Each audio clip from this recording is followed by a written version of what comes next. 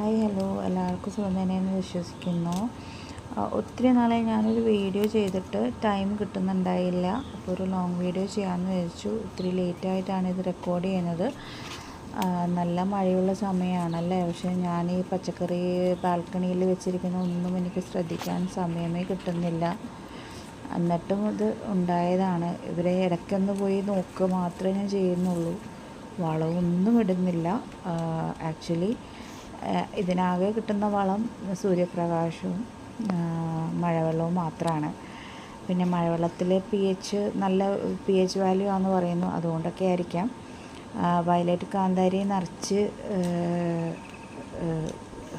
Harvest ചെയ്യാൻ പറ്റി. പിന്നെ പയറിൻ്റെ വെറൈറ്റി ഏതാണെന്ന് എനിക്കറിയില്ല. മുളകിൻ്റെ ഇനം സിറയാണ്. കാന്താരി വയലറ്റ് കളർ ഉണ്ടായി നിൽക്കുന്നത് കാണാൻ നല്ല ഭംഗിയാണ്. എനിക്ക് ഒത്തിരി ഇഷ്ടമാണത്. അത് കുറേ കിട്ടി.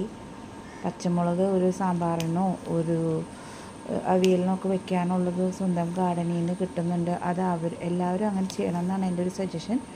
പിന്നെ ഇതിൽ പെസ്റ്റ് അറ്റാക്ക് കുറവാണ്. എനിക്കറിയില്ല എന്തുകൊണ്ടാണെന്ന്. ഒരു പക്ഷേ ബാൽക്കണിയിൽ വെച്ചിരിക്കുന്നതുകൊണ്ടായിരിക്കാം. അങ്ങനെ കീടബാധയൊന്നും വരുന്നില്ല. ഞാൻ അടുത്തുള്ളൊരു നഴ്സറിയിൽ നിന്നാണ് ഹൈബ്രിഡ് തൈകളാണ് വാങ്ങിക്കാറുള്ളത്. അധികം വിലയില്ല, വിലക്കുറവാണ്.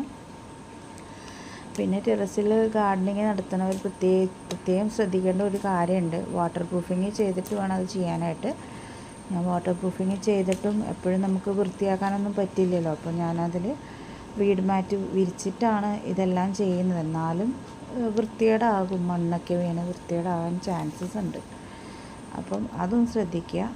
പിന്നെ ഈ പയറിൻ്റെ ഇനം ഏതാണെന്ന് എനിക്കറിയില്ല കേട്ടോ. ആർക്കെങ്കിലും അറിയാമെങ്കിൽ ഒന്ന് കമൻറ്റ് ചെയ്യണേ.